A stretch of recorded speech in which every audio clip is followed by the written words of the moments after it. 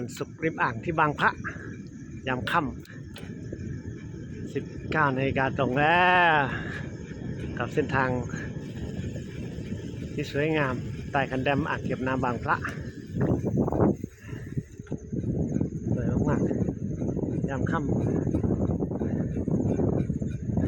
แต่แมลงก็จะพอมีหน่อยแมลงต้องมีแว่นกันป้องกัน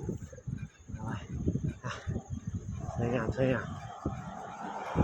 ต่แนวอยู่คนเดียวเพลิน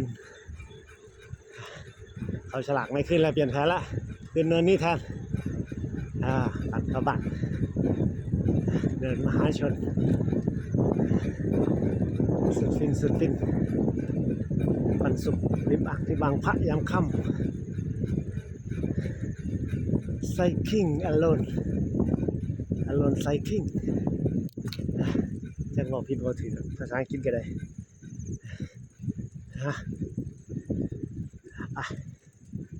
เนินมหาชน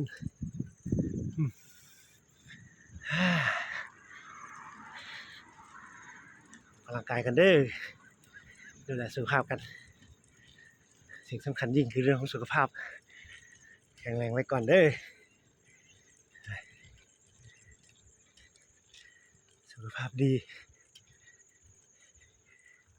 มีใช้ไปกว่าครึ่งแล้ว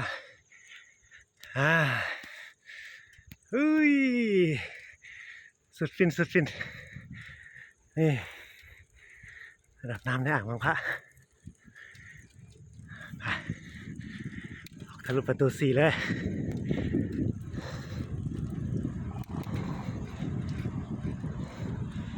คนที่หัดปั่นใหม่ๆตรงนี้ส่วนใหญ่ก็จะจูงเดินมหาชนแล้วกลั่งแล้วก็ไปแล้ว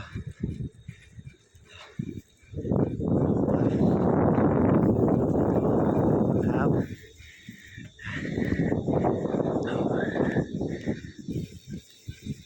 สุดฟิน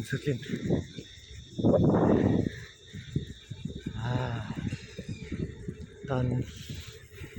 หน้าหนาวฤดูหนาวต้นไม้มันทิ้งใบเหลือแต่กิ่งก้านก็เห็นความเปลี่ยนแปลงของธรรมชาติอย่างนี้ก็จะมีความสวยงามไปอีกแบบ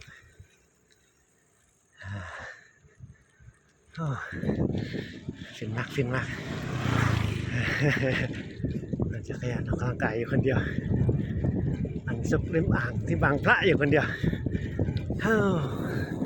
สุดฟินออกกำลังกายกันเด้อฝากไว้เรื่องสำคัญคือเรื่องของการมีสุขภาพดีอันมีสุขภาพดีก็ต้องแบ่งเวลาดูแลสุขภาพนั่นคือการออกกำลังกาย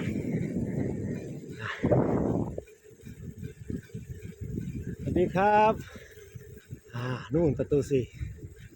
ใส่แวบๆประมาณนี้เอามาเห่าคนรอ